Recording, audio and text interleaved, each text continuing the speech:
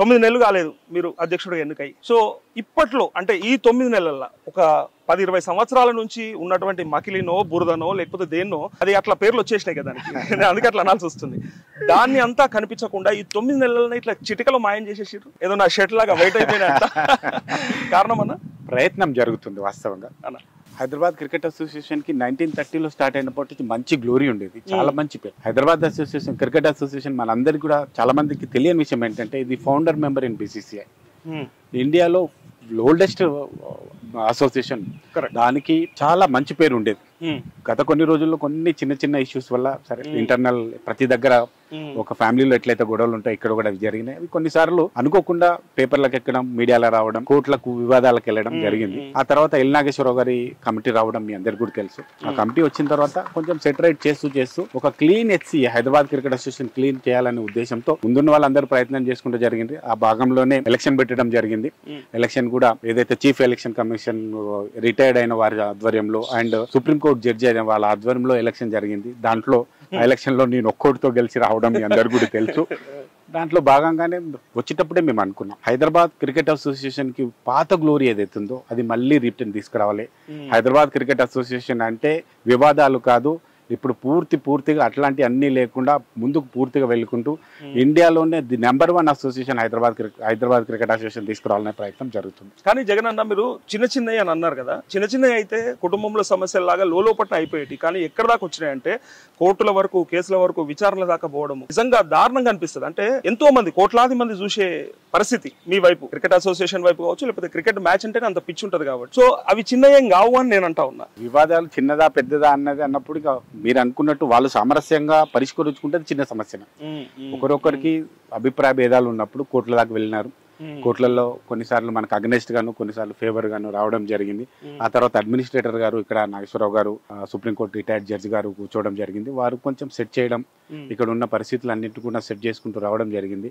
దాంట్లో భాగంగానే స్లోగా స్టేడియం ని కూడా డెవలప్ చేయడం జరిగింది. ఆ తర్వాత స్లోగా వివాదాలు తగ్గిపోతున్నాయి. ఎలక్షన్ అయిపోయింది, ఇంకా ఇప్పుడు వివాదాలు లేవు, అందరం కలిసి పని. ఎలక్షన్ అయిపోయినాక ఇంకా ఉంటుంది, అందరం కలిసి పని చేస్తున్నాం. అయినప్పుడు కూడా ఇక్కడ మీ అందరు కూడా తెలియని విషయం, దేశంలోని ఉన్న అన్ని క్రికెట్ అసోసియేషన్ కంటే ఎక్కువ ఓటర్లు ఉన్న అసోసియేషన్ హైదరాబాద్ క్రికెట్ అసోసియేషన్. ఎక్కడైతే ఓటర్స్ ఎక్కువ ఉంటారో, క్లబ్ మెంబర్స్ వివాదాలు అందరికీ ఒకరి పేట మీద తీసుకెళ్ళడం, అందరినీ ఒకే విధంగా ఆలోచించే విధానం ఉండదు కాబట్టి ఖచ్చితంగా అభిప్రాయ భేదాలు ఉంటాయి. అభిప్రాయ భేదాలు ఉన్నప్పుడు వీలైనంత వరకు సానుకూలంగా పరిష్కరించుకోవాలి, కానప్పుడు కోట తగ్గుతుంది. కానీ అన్న అంటే ఏదైనా సరే ఒక సందర్భం గురించి మాట్లాడాలనుకున్నప్పుడు, ఒక అభివృద్ధి గురించి మాట్లాడాలనుకున్నప్పుడు దాని చరిత్ర ఖచ్చితంగా బేస్ ఉంటది, దాని గురించి మాట్లాడాల్సిన పరిస్థితి ఉంటుంది. అందుకోసమే వివాదాలు, ఆరోపణలు ఏవైనా జరిగి ఉంటే జరిగి ఉండొచ్చు, అంటే రకరకాల ఇష్యూస్ వచ్చినాయి కదా.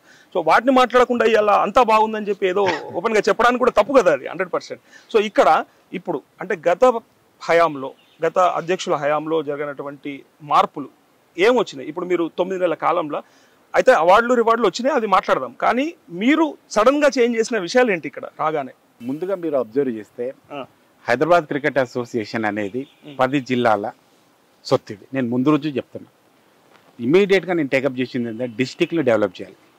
హైదరాబాద్ అసోసియేషన్ హైదరాబాద్కి ఎంత అయితే వాల్యూ ఇస్తుందో డిస్టిక్స్ కూడా అంతే వాల్యూ ఇవ్వాలి, వాళ్ళతో పాటు కలిసి పనిచేయాలని. ఇంకా నేను ఇంకొక స్టెప్ ముందుకేసి చెప్పాను, హైదరాబాద్ క్రికెట్ అసోసియేషన్కి ఎస్పెషల్లీ నాకు డిస్టిక్స్ అండ్ హైదరాబాద్ 2 కళ్ళ లాంటివి, రెండింటిని సమానంగా చూసుకోవాలి.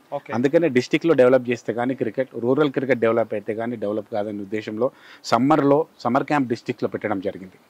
సమ్మర్ క్యాంప్ డిస్టిక్ లో పెడితే దాదాపుగా 4-5 వేల మంది కొత్త పిల్లలు క్రికెట్ కి ప్రాక్టీస్ అయినారు.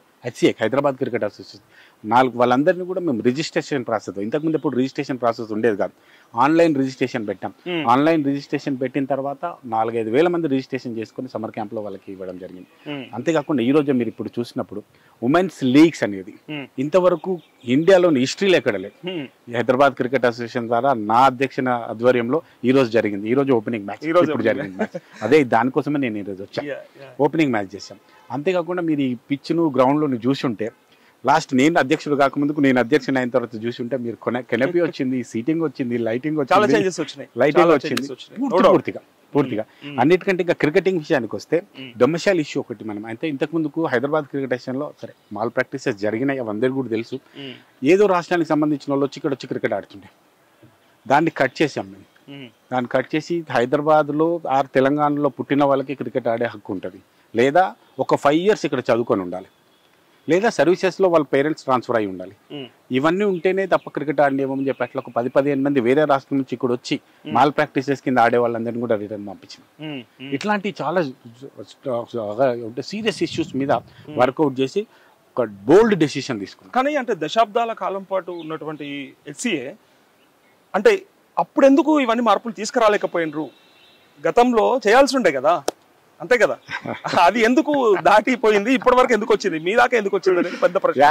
అది నాకు కూడా చాలా సార్లు అనిపిస్తుంది. అది బాధ్యత అనిపిస్తుందా, బరువు అనిపిస్తుందా మీకు? నిజంగా బరువుతో కూడిన బాధ్యత. ఇప్పుడు నేను ఫస్ట్ రోజు ఎలక్షన్ గెలిచిన తొందరలోనే చెప్పాను, హైదరాబాద్ క్రికెట్ అసోసియేషన్ అధ్యక్షుడు అనేది ఎంతైతే ఆనందంగా ఉంటుందో అంతేకాకుండా ఇది ఒక ముళ్ళ కిరీటం లాంటిది. 100% తప్పకుండా. ఎందుకంటే ఐపీఎల్ అప్పుడు నాకు ఫస్ట్ ఐపీఎల్ మ్యాచ్ అప్పుడే అర్థమైంది దీన్ని భరించుడు చాలా కష్టమైన పని, చాలా జాగ్రత్తగా భరించాలి.